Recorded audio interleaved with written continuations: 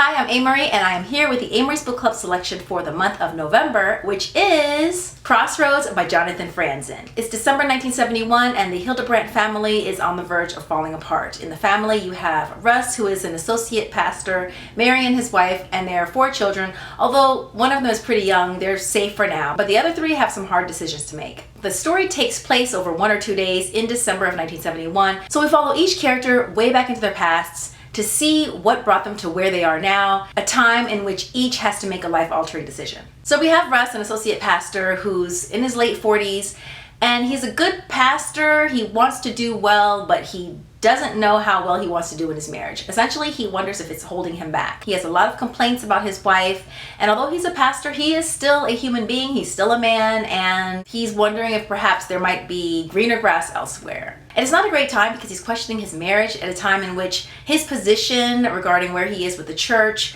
is very questionable. Is he losing his flock? Is he losing his influence? Has he ever had any real influence? And you have his wife Marion, who has many secrets of her own. There are a lot of things about her life, the fire that she went through that Russ has no idea about. And there are things that have so shaped who she is.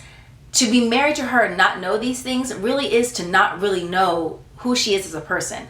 Although one can argue, I guess that's part of the question, can you really know someone, love someone, without really knowing them completely? And do we ever know anyone completely? Should we ever know anyone completely? And Marion is a wise woman. She recognizes completely what's happening with her and Russ, but it's not just about her marriage with Russ. It's also about who she is, who she used to be, and how she's going to move forward and find her own happiness. Clem, the eldest son, is vehemently against the Vietnam War, like his father, but after having an important conversation with his girlfriend, he realizes he may have to put his principles where his mouth is. The next eldest child, Becky, is going through her own growing pains. She's the most popular girl at school. She pretty much is the perfect child, and then she, I don't want to say falls into a counterculture. She rotates into one. She spins into one. But a group she finds herself most at home with also happens to be the same group that ousted her father. And then we have Perry. Oh, Perry. I just love Perry. Perry is essentially a young genius. He's brilliant, but he's used his brilliant powers for self-gain. Yet he is determined to turn over a new leaf. But not only becoming a new person,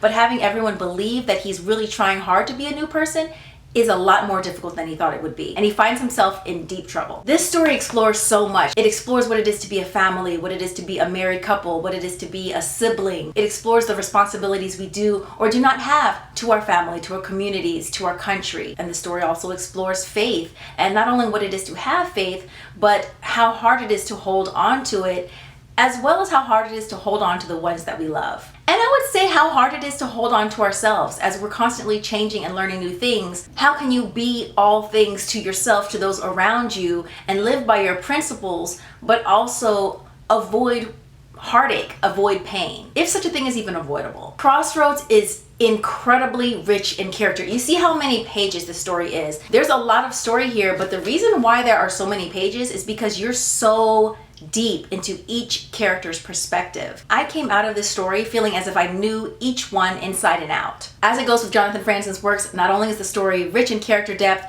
but it's funny, it's poignant. I relished each and every page. That is not an exaggeration. Reading this book was akin to sitting in a corner of your sofa, like the really cozy sofa, and nibbling on a dessert, but like eating that cookie or that piece of cake one nibble at a time because you wanted it to last as long as it could.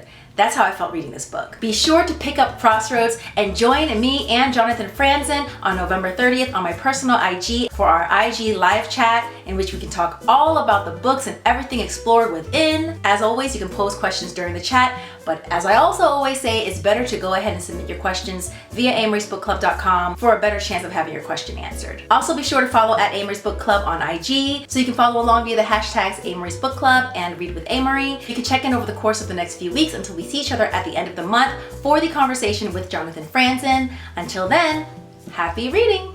I do not know why I have the Miami Vice song playing in my head. That is so weird.